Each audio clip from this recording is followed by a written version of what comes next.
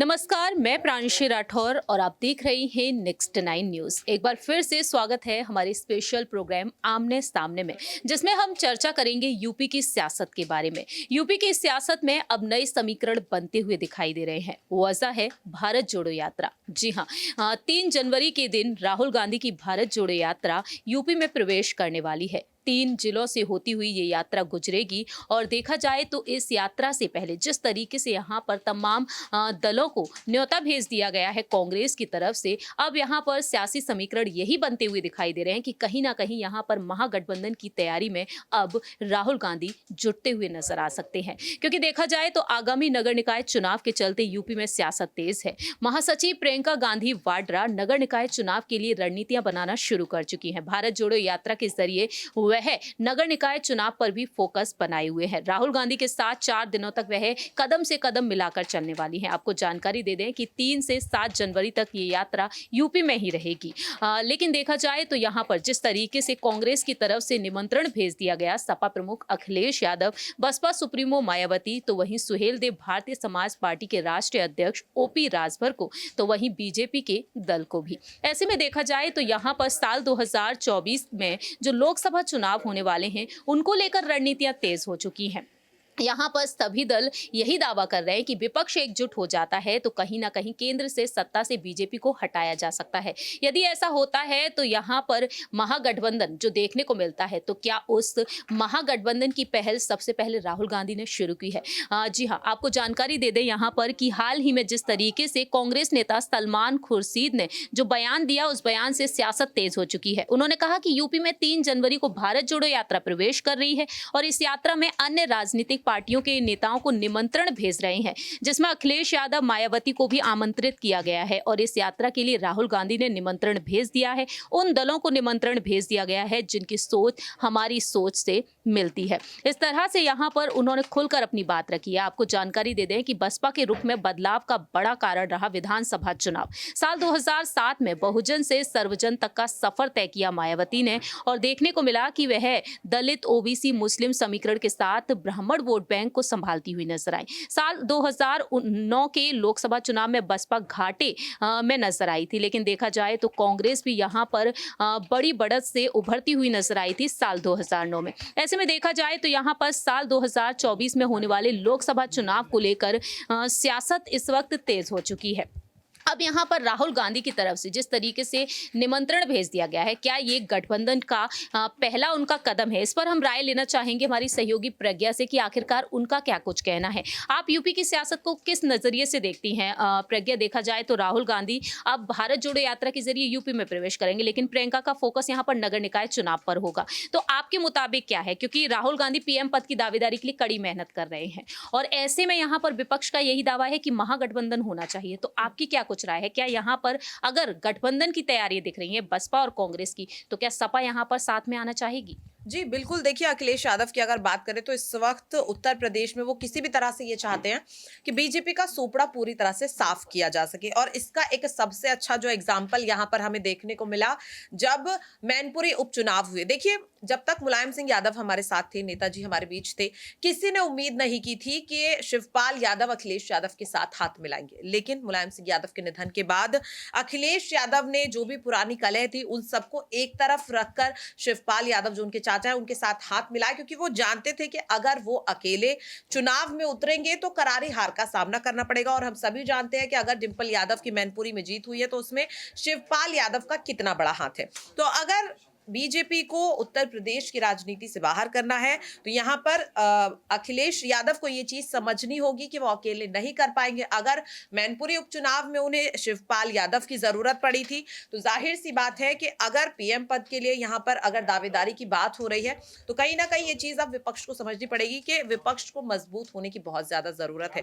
क्योंकि जिस तरह से अगर मैं बात करूं उपराष्ट्रपति चुनाव हुए या राष्ट्रपति चुनाव हुए, उसमें अगर बीजेपी की जीत हासिल हुई है उसके पीछे यही वजह थी कि विपक्ष कमजोर था, क्योंकि एंड वक्त तक जिस तरह से वोट बिखरते हुए नजर आए। और अब ऐसे में जरूरत है कि अखिलेश यादव कहीं ना कहीं वो ये चीज समझते हैं कि अगर विपक्ष मजबूत नहीं हुआ, जाहिर सी बात है एक बार फिर से बीजेपी जो है यहाँ पर बाजी मार जाएगी। और अखिलेश यादव, मुझे जितना लगता है कि जितना मैनपुरी में उनका जिस तरीके का प्रचार प्रसार देखने को मिला और जिस तरह से कई ऐसी असंभव चीजें जो किसी ने नहीं सोची थी, वो अखिलेश यादव यहाँ पर करते हुए आए। और जाहिर सी बात है कि निकाय चुनाव से पहले राहुल गांधी ने जो प्रस्ताव भारत जोड़ो यात्रा का भेजा है, उसमें अखिलेश यादव जरूर शामिल होंगे। जैसा कि प्रज्ञा ने यहाँ पर देखा जाए तो उन्होंने अपनी जो राय रखी है वह साफ तौर पर यही कहती हैं कि अखिलेश यादव की जो पार्टी है सपा के साथ कहीं ना कहीं कांग्रेस का गठबंधन देखने को मिल सकता है। आगे हम राय लेना चाहेंगे यहाँ पर कशिश से कि आखिरकार यूपी की सियासत में जो नए समीकरण फिलहाल हमें बनते हुए दिखाई दे रहे, बीएसपी के ही नेता ने हाल ही में बड़ा बयान दिया था, श्याम सिंह ने, उनको लेकर आप क्या कहना चाहेंगी? और सलमान खुर्शीद के बयानों से सियासत तेज हो चुकी है, क्योंकि उन्होंने यहाँ पर बड़ी बात कही है कि न्योता उन्हीं पार्टियों को भेज दिया गया जिनसे हमारी सोच मिलती है। तो कहीं ना कहीं राहुल गांधी की तरफ से इस भारत जोड़ो यात्रा के जरिए यूपी की सियासत इतनी बड़ी सियासत है कि जहां से लोकसभा का यहां पर दरवाजे खुलते हुए नजर आते हैं, तो केंद्र में यहां पर यूपी की राजनीति सबसे ज्यादा आगे रहती है। तो ऐसे में अब राहुल गांधी की पहल जो दिख रही है भारत जोड़ो यात्रा की, क्या ये यहाँ पर सबसे बड़ी जीत मानी जा सकती है उनकी? देखिए, बिल्कुल मानी जा सकती है, क्योंकि सबसे पहले तो आप ये देखिए कि भारत जोड़ो यात्रा करने की वजह से राहुल गांधी और उनकी पार्टी की जिस तरीके से छवि बदले, लोग लगातार सैकड़ों की तादाद में यहाँ पर उनके साथ जुड़ रहे हैं। लोग कह रहे हैं कि राहुल गांधी ने जो किया है यहाँ पर 7 सितंबर से जो वो पैदल पैदल चल रहे हैं, ये हर किसी के बस की बात नहीं है। इसलिए युवा, जिनको हमेशा टारगेट किया जाता है रोजगार के लिए और भी बहुत सारी चीज़ों के लिए, वो लोग आज यहाँ पर राहुल गांधी के साथ। और वही लोग कहीं ना कहीं एक समय मीम्स देखकर इंस्टाग्राम पर, ट्विटर पर उनका मजाक उड़ाया करते थे, लेकिन आज उनकी तारीफें कर रहे हैं। रही बात यहाँ पर यूपी में कि जिस तरीके से हमने देखा कि अखिलेश यादव को यहाँ पर इनविटेशन और ओपी राजभर को तो इनविटेशन भेज दिया गया है यहाँ पर, और मायावती को लेकर भी खबरें सामने आई थी। तो मुझे लगता है कि यही वो समय है जब यहाँ पर राहुल गांधी हर किसी को टारगेट करना चाहते हैं, हर किसी को अपने साथ करना चाहते हैं, ताकि मजबूती मिल सके। क्योंकि हमने देखा कि 2019 से ही लगातार यहाँ पर जीत हासिल योगी आदित्यनाथ ने किए, यहाँ मतलब कि बीजेपी ने किए। और अभी नगर निकाय के चुनाव, आप ये सोचिए कि अगर महागठबंधन होता है और यहाँ पर वो महागठबंधन जीत जाता है, तो 2024 में मुझे नहीं लगता ऐसी कोई भी ताकत होगी जो यहाँ पर इस गठबंधन को हराएगी। बीजेपी की हार उस समय पर पूरी तरीके से देखने को मिलेगी यहाँ पर। जैसा कि यहाँ पर कशिश ने कहा कि साफ तौर पर बीजेपी की हार देखने को मिल सकती है। आगे हम राय लेना चाहेंगे हमारे सहयोगी कपिल से कि आखिरकार उनका क्या कुछ कहना है। तो कपिल, हमारी आपसे यही सवाल रहेगा कि जिस तरीके से यहाँ पर मायावती साल 2024 के लिए रणनीतियां बना रही हैं और दूसरी ही तरफ वह मुस्लिम वोट बैंक को साधने की कोशिश कर रही है पूरी, तो सपा में मुस्लिम और यादव वोट बैंक बखूबी संभला हुआ है। और ऐसे में देखा जाए कांग्रेस अगर यहाँ पर उनके साथ आ जाती है, तो आपको क्या लगता है, क्या यहाँ पर सारे के सारे वोट बैंक यहाँ पर बीजेपी को छोड़कर कहीं ना कहीं महागठबंधन की तरफ दिखाई दे सकते हैं? बिल्कुल, ऐसा होना बिल्कुल संभव है, क्योंकि जहाँ तक बात हम करें समाजवादी पार्टी की, तो लगातार हम लोग ये देख रहे हैं कि वोट बैंक, चाहे वो मुस्लिम हो चाहे वो यादव समाज हो, हमेशा से उनके साथ रहा है।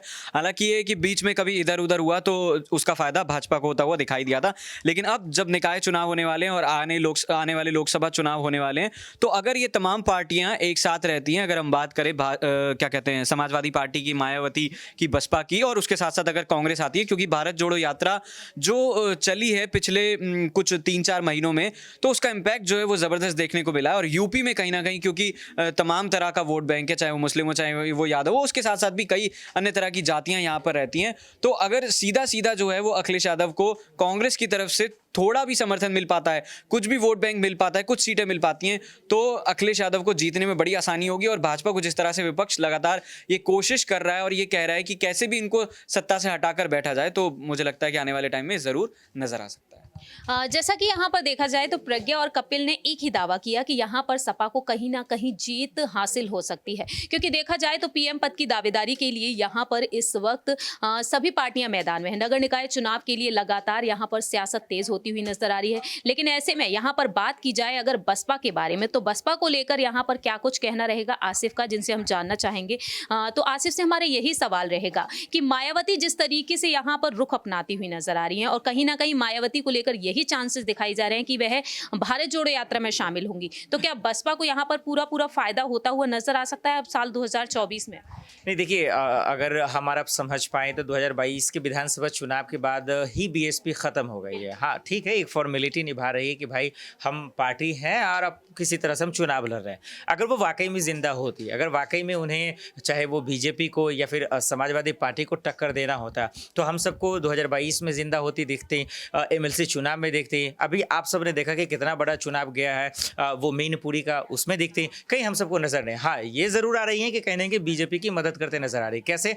हालांकि ये विपक्ष का आरोप है, लेकिन हम और आप जिस तरीके से उनका प्रदर्शन देख रहे हैं, जिस तरह से उनका इंप्रूवमेंट देख रहे हैं, उनके नेताओं का बयान देख रहे हैं, और बीजेपी के तमाम रणनीतियों, क्योंकि विपक्ष का काम है आलोचना करना, लोकतंत्र की यही खूबसूरती है, लेकिन इसके बावजूद आप सरकार के हम यहाँ कर रहे हैं, तो यही जताता है कि आप इंटरनली ही होकर अंदर ही अंदर आप कहीं ना कहीं मोदी सरकार की समर्थन कर रही हैं। भले आप एक्सपोज नहीं हो रही है, आप ऊपर ओवरऑल नहीं कह पा रही हैं, लेकिन सच्चाई है ये। तो मुझे लगता है कि यूपी से बीएसपी पूरी तरह से खत्म है, क्योंकि देखिए सबसे मजबूत पार्टी 2006 और 7 की सबसे सरकार रही है उनकी, और उनको एक सीट आना, मुझे नहीं लगता कि ऐसा हो सकता। अगर यही चीज है तो यहाँ पर आपको क्या लगता है, क्या एसपी की तरफ वह रुख करना पसंद करेंगे? अब अगर कांग्रेस को लेकर तो यहाँ पर चांसेस बताए जा रहे हैं, लेकिन कांग्रेस का यहाँ पर ओहदा देखा जाए तो काफी हद तक ऊपर है, और बीएसपी जिस तरीके से आपने कह दिया कि खत्म ही हो चुकी है, तो इसके लिए अब मायावती की रणनीति क्या हो सकती है? सपा की तरफ वापसी या फिर यहाँ पर सुभाषपा को शामिल करना, क्योंकि रुख उनके चारों तरफ दिखाई दे रहे हैं फिलहाल।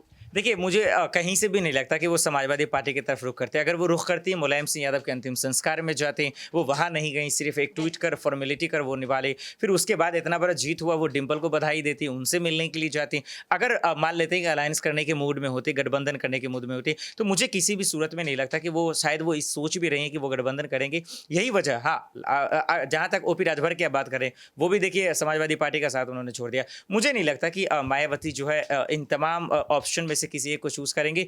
बीजेपी के लिए उनको बेहतर रास्ता है, वो अंदर ही अंदर उनका जो है सपोर्ट भी कर रही है। 2022 में किया, 24 में मुझे लगता है वो जरूर करते नजर आए। जैसा कि यहाँ पर देखने को मिला है कि अब यहाँ पर यूपी की सियासत में वाकई में नए समीकरण बनते हुए नजर आ सकते हैं। अब देखना यही होगा कि राहुल गांधी के इस ऐलान के बाद, इस कदम के बाद आखिरकार गठबंधन किन किन पार्टियों में देखने को मिलेगा, क्योंकि फिलहाल यहाँ पर सस्पेंस बरकरार है। और देखना यही होगा कि आखिरकार सपा बसपा का गठबंधन होगा, बीजेपी के साथ यहाँ पर सुभाषपा जुड़ती हुई नजर आएगी, या फिर यहाँ पर कांग्रेस, बसपा, सपा सभी पार्टियां अलग अलग रहकर ही चुनाव लड़ेंगी आने वाले समय में, साल 2024 में। रिपीट, आने वाले समय में साल 2024 में। इस पर आपकी क्या कुछ राय प्रतिक्रिया है, या बता सकते हैं कमेंट सेक्शन में। तब तक के लिए आप देखते रहिए नेक्स्ट 9 न्यूज़।